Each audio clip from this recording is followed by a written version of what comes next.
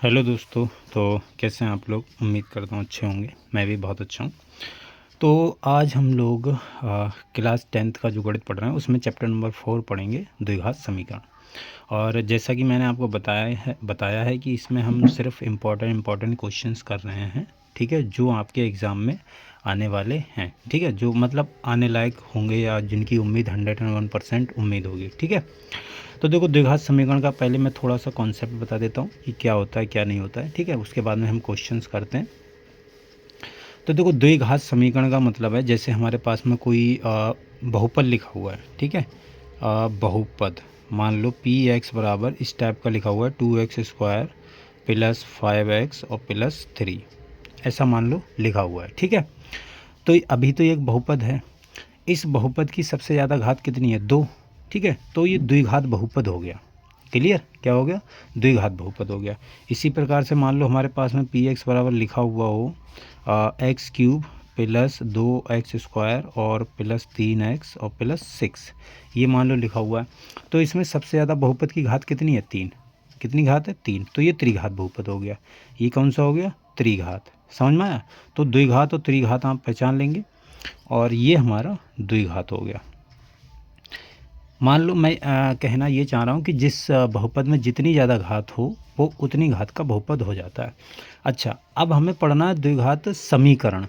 तो द्विघात समीकरण का मतलब है कि इस मतलब एक ऐसा बहुपद होगा जिसमें सबसे ज़्यादा घात कितनी होगी? 2 ही होगी, ठीक है। 2 से ज़्यादा घात नहीं हो सकती, इसलिए इसलिए इसका नाम द्विघात है।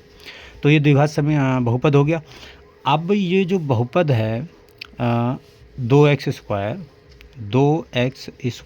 प्लस 5x और प्लस 3, अगर मैं इसके बराबर में जीरो कर दूं, क्या कर दूं? जीरो। जो भी ये बहुपद है इसको अगर मैं जीरो के इक्वल में रख दूं तो ये हो जाता है द्विघात समीकरण। क्या हो जाता है? द्विघात समीकरण। समीकरण का मतलब होता है कि बहुपद जो दिया है उसको जीरो के बराबर रख दो, तो ये कितना हो जाएगा? ये हो जाएगा द्विघात समीकरण, ठीक है। ठीक है, तो ये द्विघात समीकरण हो गया। अब हमें इसी के बारे में पढ़ना है। इसके देखो कुछ जो इम्पोर्टेंट पॉइंट ये होते हैं। जैसे अगर हम बात करें कि जनरल समीकरण क्या होता है, ठीक है, द्विघात बहुपद का व्यापक समीकरण, व्यापक समीकरण, ठीक है। इंग्लिश में इसे बोलते हैं जनरल इक्वेशन। क्या बोलते हैं? जनरल इक्वेशन, ठीक है। ये हमें पढ़नी है।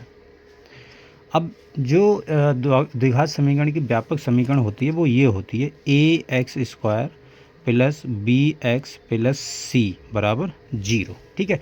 जहाँ a b c क्या है हमारे पास में? अचर हैं।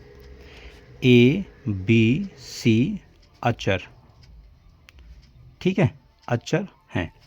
अच्छा, अब एक बात आपको ध्यान रखनी है, अगर द्विघात समीकरण है तो a बराबर 0 नहीं होगा, ये आपको ध्यान में रखना है, ठीक है। a बराबर 0 क्यों नहीं होगा? क्यों? क्योंकि अगर a 0 हो गया तो x² का गुणांक अगर 0 है तो ये टर्म 0 होगी, तो bx प्लस c बचेगा, यानी एक सिर्फ सरल एक घात बहुपद बचेगा, ठीक है। जिसमें सबसे ज़्यादा घात कितनी होगी? 1, लेकिन हमें पढ़ना है द्विघात बहुपद, तो इसलिए a 0 नहीं होगा, ठीक है। अब जैसे ये समीकरण है तो इसके देखो जितनी ज़्यादा घात हो किसी बहुपद पे, किसी द्विघात समीकरण है तो सबसे ज़्यादा घात 2 ही होगी, ठीक है। तो वैसे मैं बताऊं कि जितनी ज़्यादा घात होती है उतने उसके शून्यांक होते हैं। शून्यांक का मतलब है कि x की ऐसी वैल्यू जो हम इसमें रखें और इसको हल करने पे हमें 0 मिल जाए, ठीक है, वो हमारे शून्यांक होते हैं। और उन्हें शून्यांक भी बोलते हैं, मूल भी बोल देते हैं, ठीक है। तो जैसा आपका मन हो वैसा आप बोल सकते हैं। तो ये द्विघात बहुपद है तो इसके ज़्यादा से ज़्यादा 2 ही मूल हो सकते हैं, ठीक है, 2 ही मूल होंगे। या उन्हें शून्यांक बोल दो आप, या इन्हें मूल बोल दो, ठीक है। तो इसके मूल होंगे, हम मानते हैं जनरली उनको अल्फ़ा और बीटा, ठीक है। ये क्या है? शून्यांक है। अगर इसके ये शून्यांक हैं तो शून्यांकों का देखो पिछले वाले चैप्टर में भी हमने ये पढ़ा था, इनका योगफल जो होगा वो अल्फ़ा प्लस बीटा बराबर -b/a होगा, और उनका जो गुणनफल होगा, इनका गुणनफल अल्फ़ा बीटा बराबर c/a होगा। ये आपको ध्यान में रखना है, ठीक है। बस ये इम्पोर्टेंट बातें हैं, कुछ थोड़ी सी मैं आपको बता देता हूँ। अच्छा, सेकंड चीज़ है कि अगर हमारे पास में कोई द्विघात समीकरण है, ठीक है। और उसके मान लो हमें गुणनखंड नहीं कर मिलने, ठीक। जैसे हमारे पास में suppose x square plus x plus 1 बराबर 0 है। अब इसके हमें गुणनखंड नहीं कर मिलेंगे, आप गुणनखंड कीजिए तो इसके नहीं होंगे गुणनखंड, ठीक है। तो जहाँ पर अगर गुणनखंड नहीं हो और हमें पता ना रहे तो वहाँ पर एक सूत्र और आता है, इसे आप ध्यान रख लीजिए, श्रीधराचार्य सूत्र, श्रीधराचार्य सूत्र, ठीक है। ये बड़ा काम का है। ये क्या होता है, ये मूल निकालने का एक फार्मूला आता है, एक्स बराबर minus b plus minus under root b square minus 4ac बटे 2a, ठीक है। ये धराचार का सूत्र होता है, ये आप ध्यान में रखना है आपको, ठीक है। ये मूल निकालने का एक फार्मूला होता है, राइट। तो ये इंपॉर्टेंट कुछ फार्मूले हैं, ये आपको इतने ही है, ज़्यादा इसमें है नहीं इस चैप्टर में, ठीक है। आप इतना ही ध्यान रखिए। अब हम क्वेश्चन करते हैं। देखो अभी हम करेंगे जो 1 नंबर में आते हैं, 1 नंबर के क्वेश्चन, ठीक है। चलो 1 मार्क्स के कर ले रहे हैं क्वेश्चन, जो 1 मार्क्स के आते हैं क्वेश्चन, उन क्वेश्चन को करेंगे। अब 1 मार्क्स के आते हैं तो छोटे छोटे क्वेश्चन होंगे, जाहिर सी बात है। देखो पहला क्वेश्चन ये है, पहला क्वेश्चन मैं आपसे बताऊं तो एक बहुपद दिया है हमें, P x square plus -2√5 P x और प्लस 15 बराबर 0। कह रहा है कि इसके दो मूल समान हैं, ठीक है। इसके दो मूल समान हैं तो हमें p का मान बताओ। दो मूल समान हैं तो p का मान बताओ, ठीक है। अब देखो इस क्वेश्चन में जो कॉन्सेप्ट यूज हो रहा है मैं थोड़ा सा बता देता हूँ उस कॉन्सेप्ट को। देखो कॉन्सेप्ट ये है, ये आपको ध्यान में रखना है कि जैसे हमारे पास में कोई द्विघात समीकरण, ये थोड़ा रह गया, देखो द्विघात समीकरण है ax square plus bx plus c बराबर 0। ये हमारे पास में द्विघात समीकरण है, ठीक है। ध्यान से समझिएगा, ax square plus bx plus c बराबर 0। देखो इसके दो मूल होंगे अल्फ़ा और बीटा। सबसे पहले आपको क्या निकालना है, देखो सबसे पहले आपको निकालना है विविक्त कर, विविक्त कर, ठीक है। विविक्त कर क्या होता है, ठीक है, इसे इंग्लिश में बोलते हैं डिस्क्रिमिनेंट।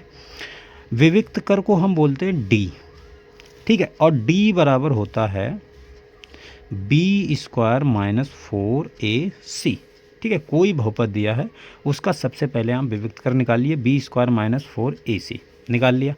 अब पहला पॉइंट आता है कि अगर तुम्हारा विविक्त कर ग्रेटर देन 0 है, कैसा है, ग्रेटर देन 0, तो इस समीकरण के देखो दो मूल हैं अल्फ़ा और बीटा। अगर d निकाला तुमने और d तुम्हारा ग्रेटर देन 0 आ गया, मतलब 0 से बड़ा है, 0 के बराबर भी नहीं है लेकिन स्ट्रिक्टली 0 से बड़ा है। अगर 0 से बड़ा है तो इसके मूल जो होंगे, मूल वास्तविक व भिन्न होंगे, ठीक है। समझ में आई? वास्तविक का मतलब है कि रियल होंगे, वास्तविक और भिन्न होंगे। भिन्न का मतलब है अलग अलग होंगे, ठीक है। जैसे 2, 5, 3, 4 ऐसे हो सकते हैं, और वास्तविक होंगे दोनों, प्लस माइनस में हो सकते हैं, कोई दिक्कत नहीं है। सेकंड चीज़ ये है कि आपने d निकाला और d बराबर 0 आ गया, ठीक है। तो इसके मूल वास्तविक व समान होंगे, ठीक है। वास्तविक भी होंगे और समान भी होंगे, यानी एक ही मान होगा x का, दोनों समान होंगे, ठीक है, वास्तविक और समान। तीसरी चीज़ आती है कि अगर d लेस देन 0 आ जाए, यानी d जो निकाला तुमने 0 से छोटा आ जाए, तो इसके मूल काल्पनिक हो जाते हैं, ठीक है। काल्पनिक, ये आपको 3 बातें ध्यान रखनी है, ठीक है, जैसा इस सवाल में यूज होगा।